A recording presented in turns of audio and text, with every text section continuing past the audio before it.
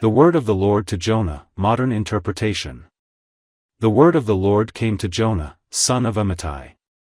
Go to the great city of Nineveh and preach against it, because its wickedness has come up before me. Here, the Lord refers to a leader with authority. Jonah is being sent to initiate reforms in Nineveh's governance and operational systems, which are not aligned with the new laws or expectations established by the Lord. But Jonah ran away from the Lord and headed for Tarshish. He went down to Joppa, where he found a ship bound for that destination. After paying the fare, he boarded the ship and set sail for Tarshish, attempting to flee from the Lord. Here, fleeing implies Jonah was traveling alone, separating himself from the presence or jurisdiction of the Lord. He did not travel with the Lord but deliberately went in the opposite direction. Then the Lord sent a great wind over the sea, and a violent storm threatened to break the ship apart. In modern terms, a submarine approached the ship, creating intense waves and causing the vessel to rock violently. All the sailors were afraid, and each cried out to his own god. They began throwing cargo overboard to lighten the ship. They alerted one another that a submarine had arrived. A smaller boat was prepared to ferry passengers from the ship to the submarine. Meanwhile, Jonah had gone below deck, where he lay down and fell into a deep sleep.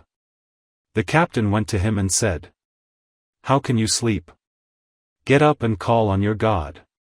Maybe he will take notice of us so that we do not perish." Jonah was asleep and had to be woken up. He was informed that the submarine had arrived and told to contact his commanding authority, likely through a radio or some communication device, to notify them that he was about to board. This was likely a military or secure operation, requiring clearance. Then the sailors said to each other, "Come, let us cast lots to find out who is responsible for this calamity." They cast lots, and the lot fell on Jonah. They checked the ship's manifest or passenger list, cross-referencing those authorized to board the submarine. Jonah was identified as a match. They questioned him. "Tell us, who is responsible for all this trouble? What do you do? Where are you from? What is your nationality?" He replied, "I am a Hebrew, and I worship the Lord, the God of heaven, who made the sea and the land." They asked him to explain his mission and provide travel credentials such as a passport, and to state who had authorized his journey. Entry into a military-grade vessel like a submarine required strict documentation, similar to immigration procedures. This terrified them and they asked, "What have you done?" They knew he was fleeing from the Lord, as he had already told them. They were alarmed to learn that Jonah was avoiding his official assignment. The sea continued to grow rougher. They asked him, "What should we do to you to make the sea calm down for us?" The submarine was now visible on the surface. The sailors wanted to know whether Jonah should board it before it departed to restore calm. Jonah answered, "Pick me up and throw me into the sea, and it will become calm. I know that it is my fault this great storm has come upon you." He indicated that he should be transferred via the smaller boat to the submarine. Instead, the men tried their best to row back to land, but the sea became even rougher. The smaller boat began its movement, causing even more disturbance on the sea. Then they cried out to the Lord, "Please, Lord, do not let us die for taking this man's life.